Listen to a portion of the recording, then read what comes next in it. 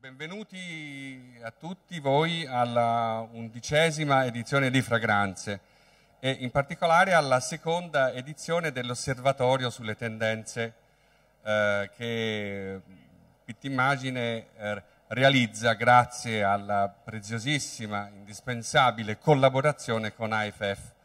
IFF è un acronimo, sta per International Flavours Fragrances, una delle aziende leader nel mondo nella produzione, nella commercializzazione dei componenti per le essenze e per le fragranze e per i profumi, che, come dire, lavora con le industrie non solo della cosmetica, della profumeria, ma anche con quelle del cibo, per esempio.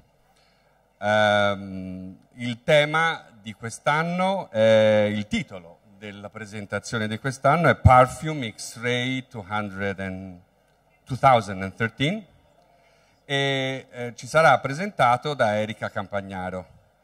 Erika Campagnaro apparentemente italiana, ma non lo è, i suoi nonni erano italiani, ma lei è brasiliana ed è la Europe Marketing Manager di IFF basata in Francia. Come ormai chi frequenta fragranze sa, il nostro non è soltanto un luogo di acquisto, vendita, promozione, come dire, prodotti, scambi commerciali, ma è anche un'occasione per scambiare idee, per scambiare informazione e per affrontare alcuni dei temi, come dire, un più contemporanei o più sentiti del grande mondo della cultura olfattiva. Allora io non vi prendo altro tempo e ringrazio Erika Campagnaro di essere qui e le lascio la parola. Thank you. Hello everybody. I'm really happy to be here today. I'd like first of all to thank Pitti Immagine to invite IFF to be here. As he said, I'm Brazilian, but I'm based in Paris. Before joining the marketing team in Paris, I was in Brazil at IFF São Paulo, and it's a really pleasure to be here today. So I split this presentation today in 3 main parts. The first one, global key figures about the world. The second one, like a zoom in prestige Italian market. And the last one, the hot trends in perfumery today. So let's start with the global figures. As you may know, we have today a polycentric perfumery market, and we can see in the top, this is the last official top 10 market we have today. We can see Brazil in the first position, and this is really interesting because some years ago it was just United States and Europe. And today you can see Russia, Mexico, and Saudi Arabia also. And looking at this graphic, I could say that maybe there are 2 main points to be highlighted here. The first one, if we compare this one to the year before, we have no changes. I mean, there is no new player in this top 10, and according to the industry, I'm sure that will not change until the end of this year and until maybe next 2 or 3 years. So we have all the emergent markets like Brazil and Russia that arrived here the latest years are still there, and the most important, they keep growing. We have, if you take a look, Brazil and Saudi Arabia and Russia has the biggest growth rate comparing to the world. It's really interesting to say because the second main point in this graphic is that 2 of the 3 biggest growth rates are emergent markets, Brazil and Russia. And in these countries, the fragrance market is dominated by mass market. So maybe this explains why mass compared last year, why mass growth had a growth rate 2 times bigger than the prestige. It's very interesting to see that in dynamic markets as Brazil and Russia, where people, where purchasing power have been growing intensely these years, people has the desire for luxury, but mass market is still very, very important. Just to give you an idea, in Brazil, well, in Russian, we have almost 60% of the market dominated by the mass, and in Brazil, 93%. If we compare it to France or Italy, as you may know, its mass market is less than 20%. This is very, very interesting. But I guess that when you talk about mass market today, we need to change a little bit the way you look to this market, because nowadays all the brands are trying to do something different, and I think they are taking the codes of the prestige markets to also take advantage of this dynamic market. You can see here, for example, the first picture you can see there is the beauty box. Last year, the biggest cosmetic group in Brazil called Boticário acquired a distributor of international perfumes there, and they opened this store to face Sephora in Brazil. It means that in this store, Boticário shows its mass fragrances next to international fragrances. It's a very interesting strategy, actually. They are trying to improve the image of mass products in Brazil, because they know that people there are also want to buy prestige products. So it's interesting to see. Here, also in the left, you see a range of Natura fragrances. Natura is the biggest player in fragrance markets in Brazil. And next, you have a range of IFF, the Australian cosmetic brand. Last year, it was a very busy year in Brazil, actually. Natura acquired 60% of IFF, maybe looking for doing business in two senses. So, trying to bring some newness to the local market, and also trying to get some business to export Natura to the world. This is also another interesting strategy, different from Boticário, but also means that brands in Brazil are really, they really know that prestige market is arriving there. In the middle, you have Juliana Paz.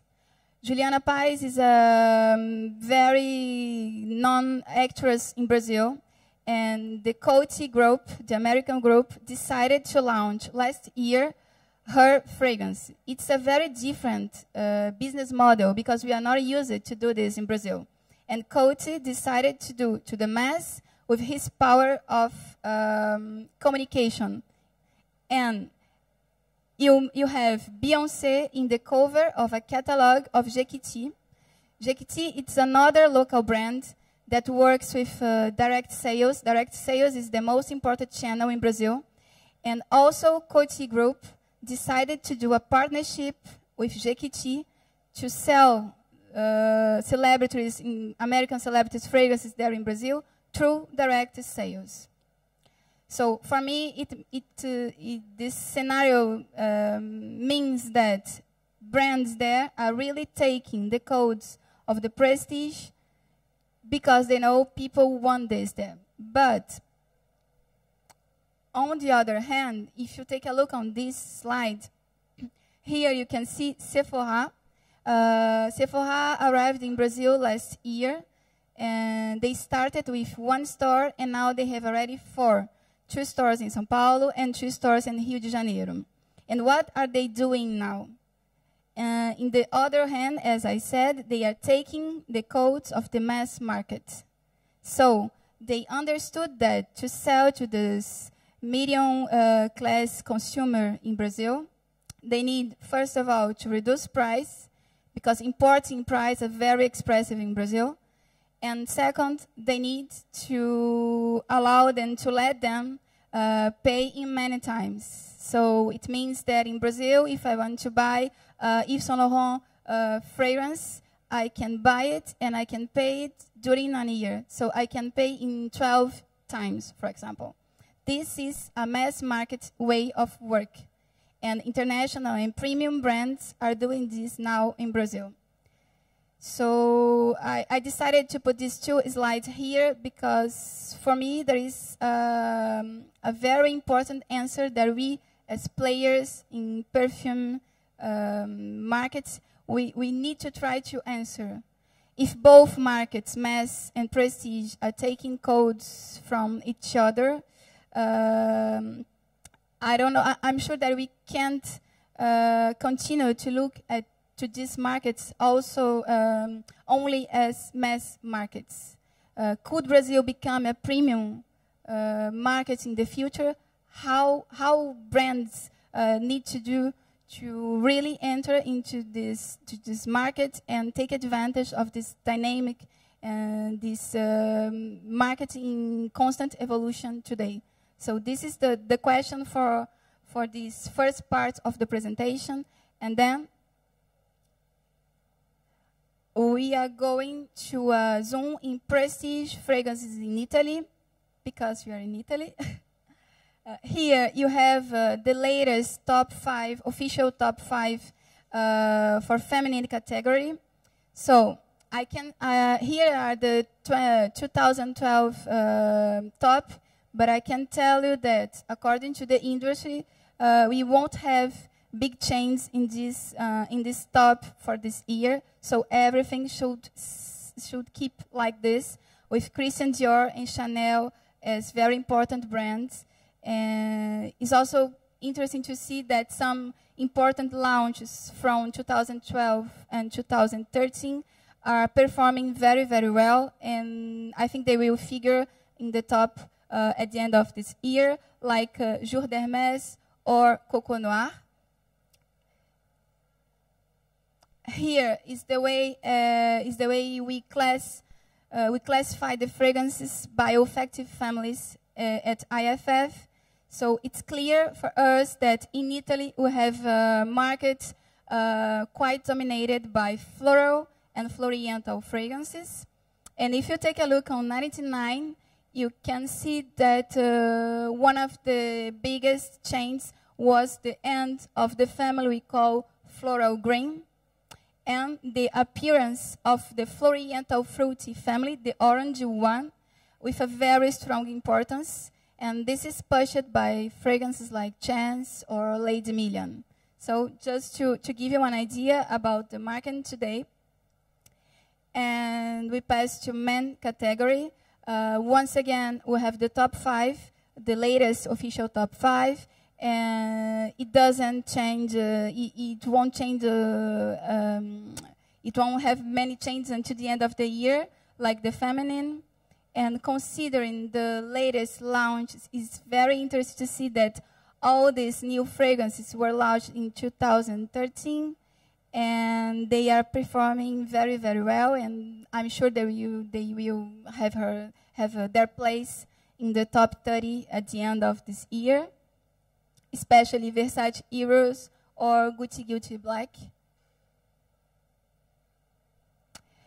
And once again, the way we classify the masculine fragrances in Brazil by olfactive families.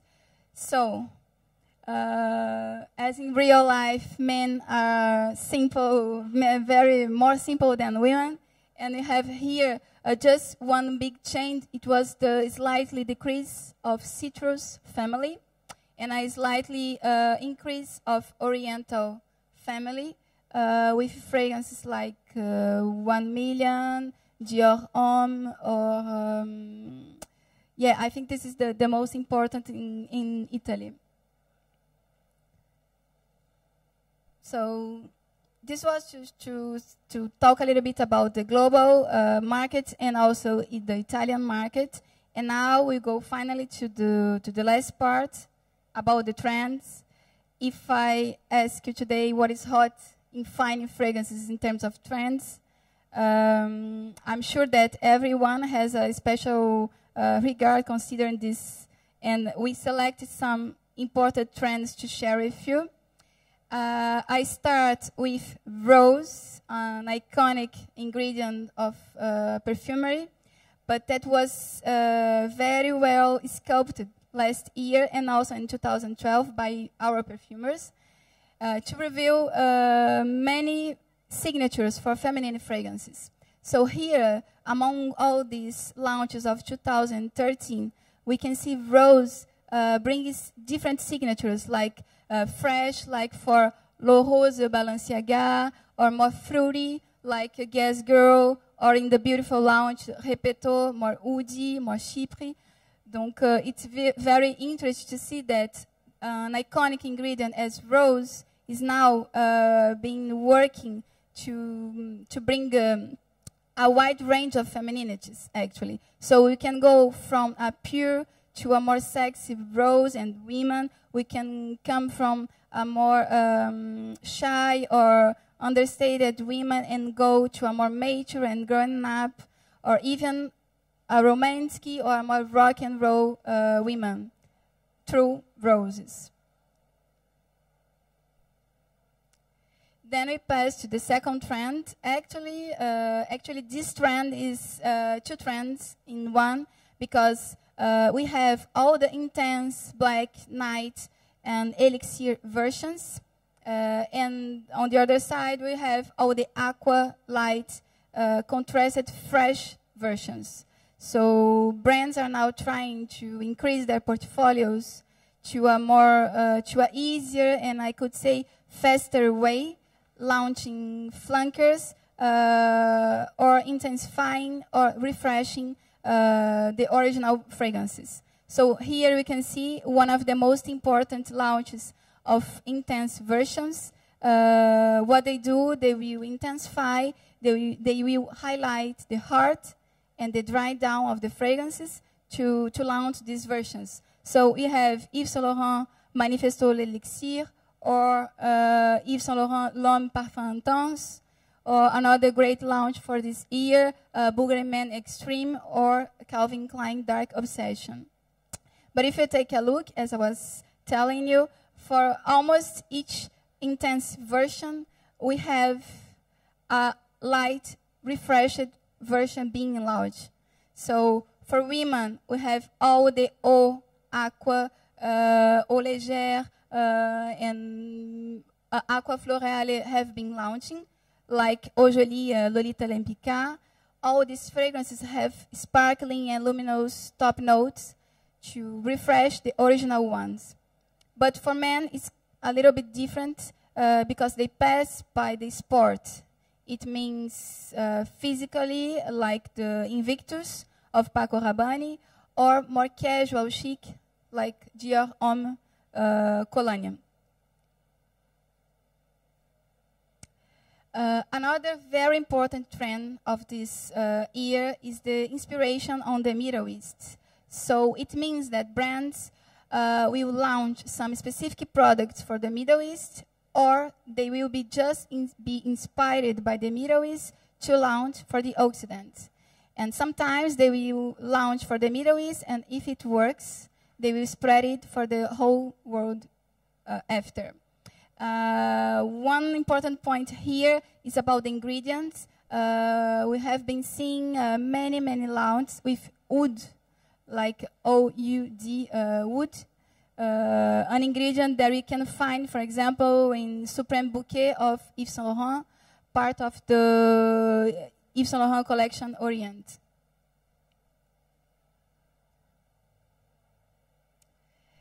And this is one of my favorite trends, actually, because I'm sure that if someone who doesn't know very well the fragrance market, or I don't know, if my mother looks at the television and she watched these videos, she could say that it were the next blockbuster of Hollywood. Because actually, brands are now launching videos as Hollywood. They have huge budgets, they have famous stars, they have long versions of videos like 5, 6, 10 minutes because also they have internet to keep these videos on. And here you can see some examples. The new video of Dior, or maybe Nina Lo or Eau Jolie, the Lolita Olympica, and even for Shalimar. Shalimar actually had a whole campaign based like it was for cinema. So they had posters like for cinema. They had not one but two trailers before the launch of the real video. What else? They called Hans Zimmer, is a very famous German cinema music composer. He composed for The Lion King, for example, or for Inception. So he composed the soundtrack for this video. The director was the same director for the video of Cartier last year, the $4 million video of Cartier. So everything was really, really made like if it was for cinema. Even the fragrance had some articles published in cinema websites, like it was cinema, really, really. And let's see, I don't know if everyone has already seen, let's see one of the trailers.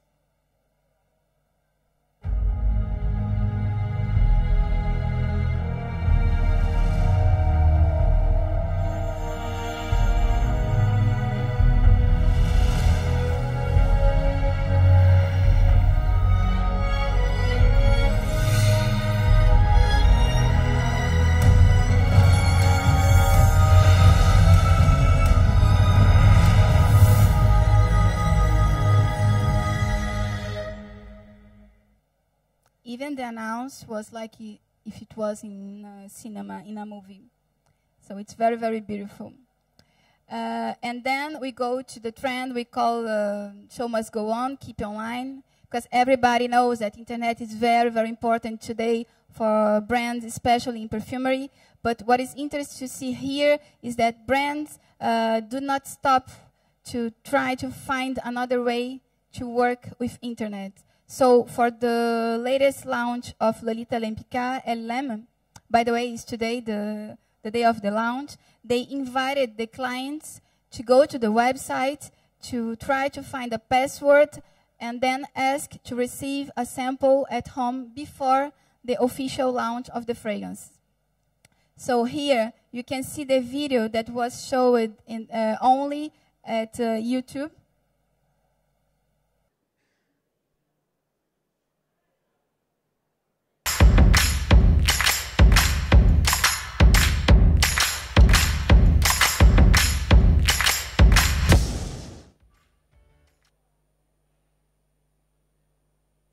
So we just need to put the 4 letters of the password, and then we receive a sample at home.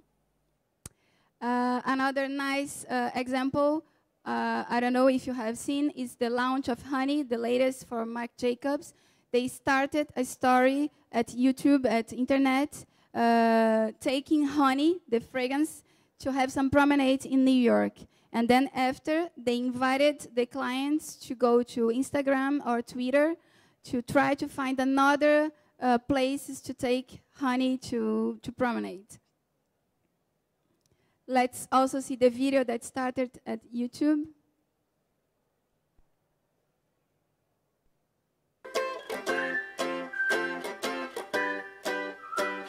Sugar cane and sweet tea, a heart left on a sleeve. Baby, you and me, we're just like kids up on a swing, finger and a wedding ring. We go perfectly, it's so easy. Oh, oh, oh, oh, oh. We go well together. Oh, oh, oh, oh, oh. It don't get much better. Oh.